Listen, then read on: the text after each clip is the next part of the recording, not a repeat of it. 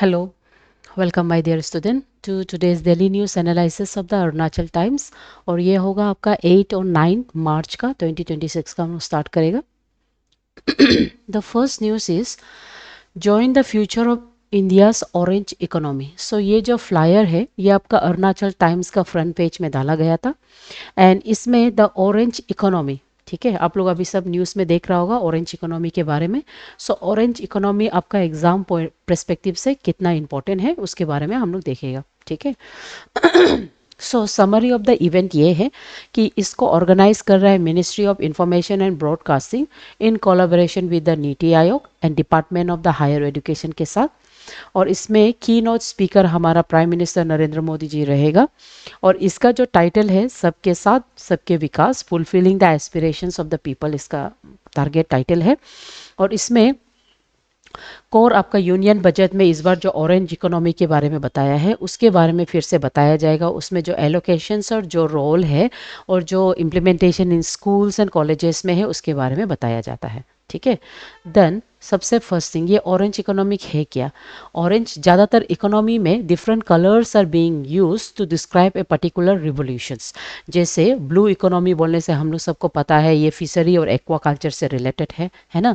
Similarly when I speak about the orange economy, है ना, orange economy basically it means creative economy, specially आपका जो digitalisation है ना, इंटेलेक्चुअल प्रॉपर्टी जैसे हो गया arts, design, heritage and digital content, उसका क्रिएटिविटी उसको बढ़ाने का जो इकोनॉमी है उसको हम ऑरेंज इकोनॉमी बोलता है।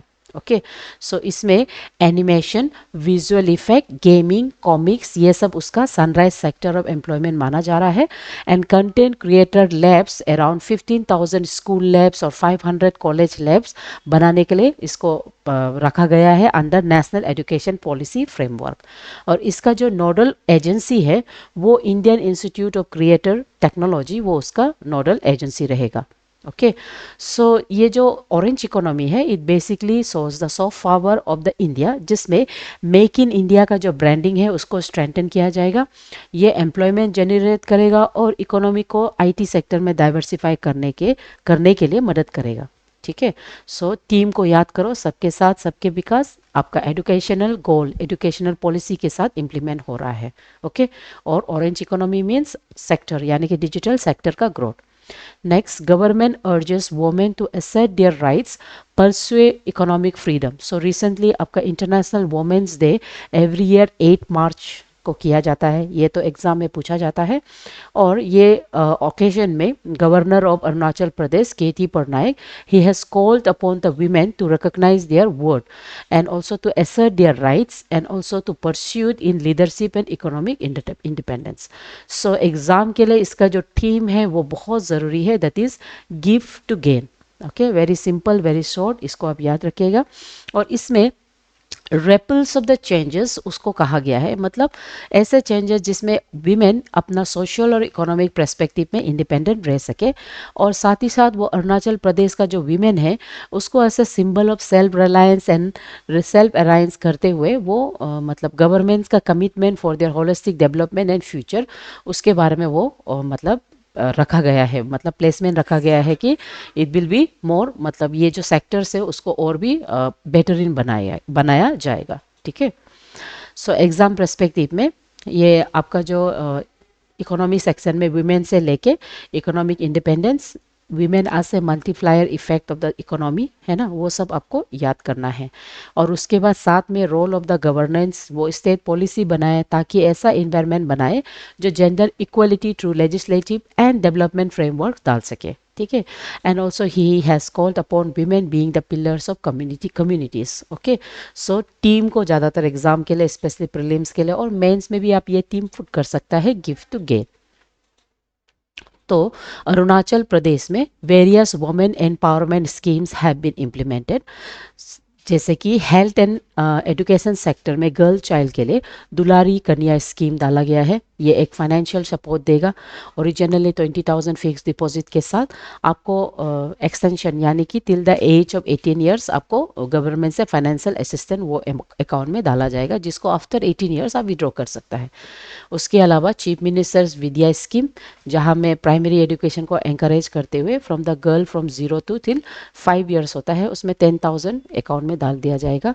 गर्ल हाइजीन स्कीम, जिसमें आपको सैनिटरी नैपकिन्स फ्री में प्रोवाइड करेगा। उसके अलावा इकोनॉमिक एम्पावरमेंट और एंटरप्रेन्योरशिप में लखपति दीदी इनिशिएटिव, ये मैक्सिमम डिस्ट्रिक्ट में किया गया है। ये एक सेल्फ हेल्प ग्रुप है और इसको गवर्नमेंट इनिशिएट किया है। दीनदयाल उपाध्याय बुंकर योजना, ये वुमेन्स स्पेशली एंटरप्रेन्योरशिप वुमेन्स लोग के लिए है ना, 7% सब्सिडीज के साथ। अरुणाचल प्रदेश स्टार्टअप पॉलिसी, ये अरुणाचल प्रदेश वुमेन लोग के लिए ही है। वुमेन एंटरप्रेन्योर सेल, यहाँ पे नीति आयोग जो leadership innovation and easy access to mentorship women के लिए दिया जाएगा। Okay, so social welfare and safety में अरुणाचल प्रदेश वुमेन के लिए स्वस्थ नारी सशक्त परिवार अभियान, ये 2015 में लॉन्च किया गया है। यहाँ पे वीमेन का जो हेल्थ रिलेटेड इश्यूज जैसे anaemia, diabetes, cancer and also maternal immunisation को चलते इसको प्लेस किया गया है। ठीक है, उसके बाद pink toilet, pink polling station, pink health, ये सब एक नया इनिशिएटिव है जो नारी शक्ति के लिए फन एज वेल एज वो लोग के लिए एक better sanitisation for the women रखा है। उसके बाद मिशन शक्ति के अंदर में broader umbrella scheme, specially women का सेफ्टी, सिक्योरिटी एंड एम्पावरमेंट के लिए वेरियस सब स्कीम्स बनाया है। Okay. Next, tulip bloom in Anini, opening new horizontal for floriculture and tourism. So recently, एक scientific trial कंडक्ट किया गया था अरुणाचल प्रदेश का अनिनी में, जिसमें कृषि विज्ञान केंद्र एलोंग विद द कल्टीवेटर्स, वहाँ का जो लोकल कम्युनिटी कल्टीवेटर्स है उसके साथ अनिनी में टूलिप का कल्टीवेशन किया गया है। नाउ अनिनी में पर्टिकुलरली इसलिए किया गया है क्योंकि उसका जो climatic condition it has similarities with the climatic condition of Jammu and Kashmir. So in the trial base around 10,000 bulb, वो लोग को बल्ब कहा जाता है वो प्लांट का, ऑफ द 13 डिफरेंट वेराइटीज़ को वो लोग डाला गया है। उसमें से सबसे टॉप परफॉर्मर जो टूलिप है वो है Banja Luka, big smile and Ile de France. Okay, वो लोग बहुत ही बेहतरीन adaptation to the agro climatic conditions of the Anini देखने को मिला है। सो इसका इम्पैक्ट ये है कि ये एक successfully door for the horticulture based tourism को इंक्रीज करता है और आगे जाके ये पोटेंशियल रखता है कि अनिनी को वैली ऑफ फ्लावर्स बनाया जाए। ओके, सो एग्जाम पर्सपेक्टिव से आपको क्या क्या टर्म्स याद करना है। अनिनी, ये एग्रो क्लाइमेटिक रिक्वायरमेंट इसका होता है, एक टेम्परेट, कूल टेम्परेट मतलब climatic condition, fertile soil and chilling hours to bloom ज़रूरी है। सो अनिनी का ये हाई एल्टीट्यूड एनवायरनमेंट ये सब नेचुरल कंडीशन देता है।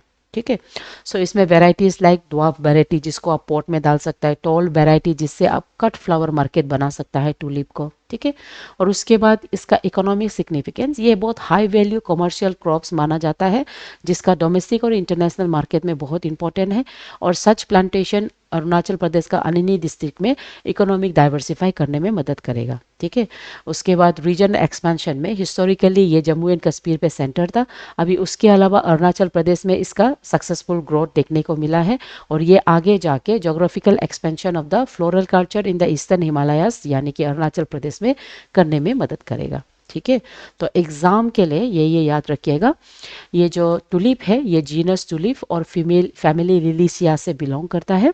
ये लोग बल्बियस है, बल्बियस मतलब टाइप बोलने से बल्बियस जियो टाइप होता है। ये ज़्यादातर नेटिव ओरिजिन सेंट्रल एशिया और तुर्की का माना जाता है। लेटर यूरोप और नेदरलैंड, स्पेशली नेदरलैंड में पॉपुलराइज किया है, वहाँ से different parts of the world में चला गया है। ठीक है, और इसका जो नेम है टूलिप, टूलिप का मतलब है तुलबिन, तुलबिन means it looks like a turban, आप लोग देखा ही होगा टूलिप फ्लावर को लाइक दिस। ठीक है, टर्बन लाइक।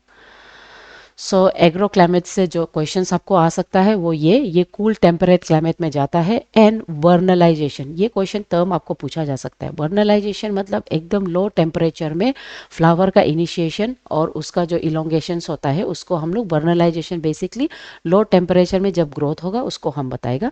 उसके बाद इसमें टेम्परेचर मिनिमम डे का टेम्परेचर 20 to 26 होना है, नाइट का टेम्परेचर 5 to मतलब -12 डिग्री सेल्सियस माना जाता है। ठीक है, और ये एक well drained light Sandy loom soils with the natural pH का कैपेसिटी ऑलमोस्ट 6 to 7 पॉइंट में वो ग्रो करता है। ठीक है, और ये बेसिकली बहुत सेंसिटिव है वाटर लॉगिंग को, और वाटर लॉगिंग होने से वो बल्ब जो रॉट हो जाता है। ओके, सो ट्रेडिशनली ये जम्मू एंड कश्मीर में है, इंडिया में। हिमाचल प्रदेश का पालमपुर शिमला में है, और अभी अरुणाचल प्रदेश का न्यू अनिनी में, उसके अलावा उत्तराखंड में एंड दिल्ली का कुछ कुछ साइट्स में भी पाया गया है, एंड आंध्र प्रदेश का चिंतापली एरियाज लोग में है। ठीक है, सो एशिया का सबसे लार्जेस्ट गार्डन जो Indira Gandhi memorial tulip garden, ये श्रीनगर में है, जिसमें around 1.5 of the tulips of 60 to 74 varieties पाया जाता है। ओके, सो इकोनॉमिक और स्ट्रेटेजिक इंपॉर्टेंस है, ये ट्रेड मतलब डोमेस्टिक और इंटरनेशनल लेवल में बहुत इंपॉर्टेंट माना जाता है, और प्राइमरीली नेदरलैंड इसको मतलब बाहर देश में इसको इंपोर्ट किया जाता है।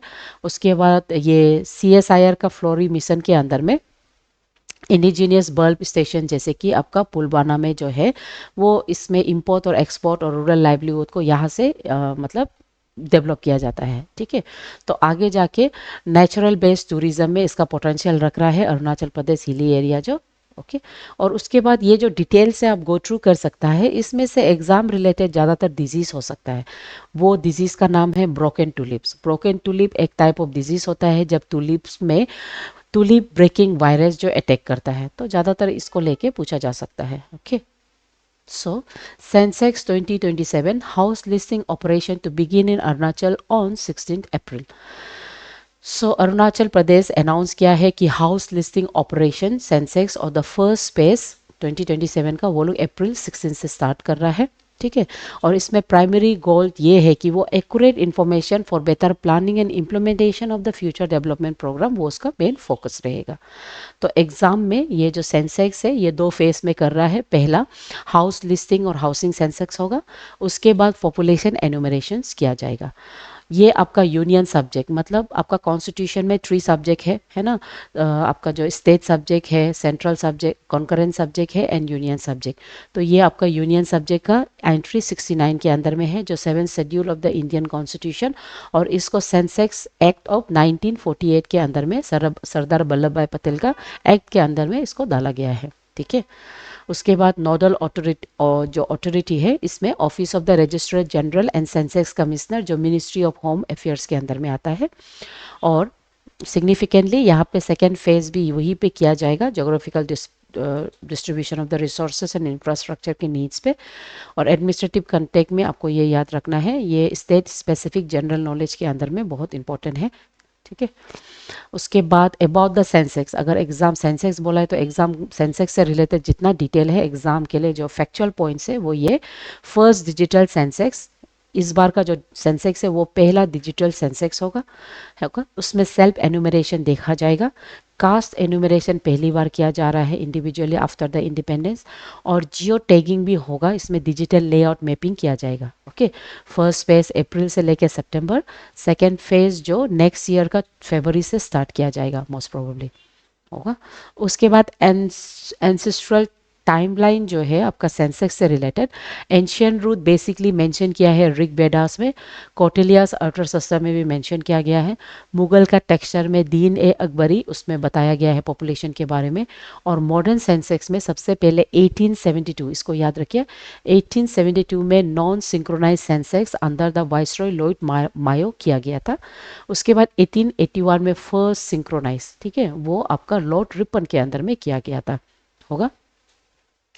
उसके बाद 1921 में अगर सेंसेक्स से माना जाए तो ईयर ऑफ ग्रेट डिवाइड वो समय जिसमें पॉपुलेशन इंडिया का डिक्लाइन देखने को मिला है because of the flu pandemic.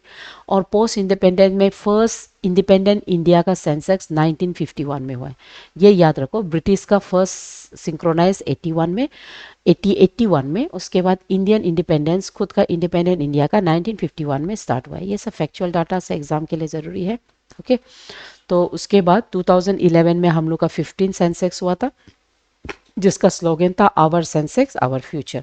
अभी 2017 में अपकमिंग फर्स्ट डिजिटल सेंसेक्स होगा जिसका फर्स्ट हाउसिंग सेंसेक्स अप्रैल से अभी ये ईयर 2026 में स्टार्ट हो गया।